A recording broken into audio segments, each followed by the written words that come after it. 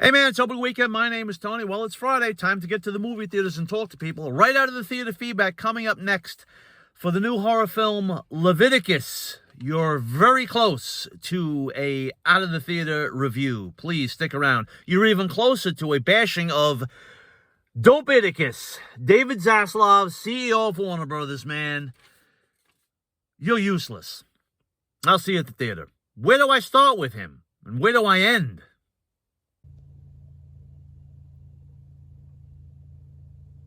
Thanks for speaking with me, and I love the shirt. You just came out of Leviticus. It's a new horror movie, and it's got a 92% Rotten Tomato, by the way. You're out of the theater thoughts. I really liked it. I thought, it's an Australian film. Yes, So, that's what I heard. Yeah, it's similar to, it felt similar to movies like Talk to Me and Bring Her Back. Okay. Very steeped in drama. It's essentially a love story. Yes. That goes horribly wrong. Right. I don't want to, obviously I don't want to spoil too much about it, but there's a lot of twists and turns that happen in the film. It's very sad, Right. It talks a lot about social issues. I noticed that it talks a lot about, it centers around a lot of things that are hot button issues. Things like conversion therapy. It's allusions to conversion therapy, religion, brother. Yeah. religious themes. I thought the lead actors were fantastic. It's not overly gory. It's not overly violent. But there's always this impending sense of dread throughout the entire film.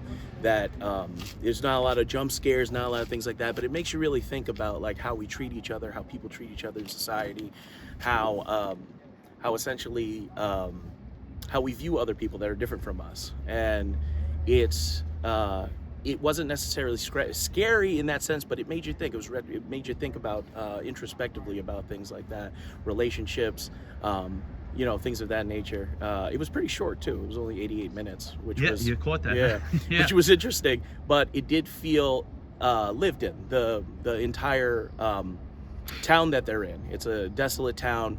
A lot of not small-minded, but like old school type of feelings. I know what you're saying. They really built up that world building in sense of the religious, I don't want to say cult, but that religious setting that they had there. It really built up the world building to make you feel exactly how the two main characters would feel in a town like this. Yeah. I think the world building was good. I want to see more of it, honestly.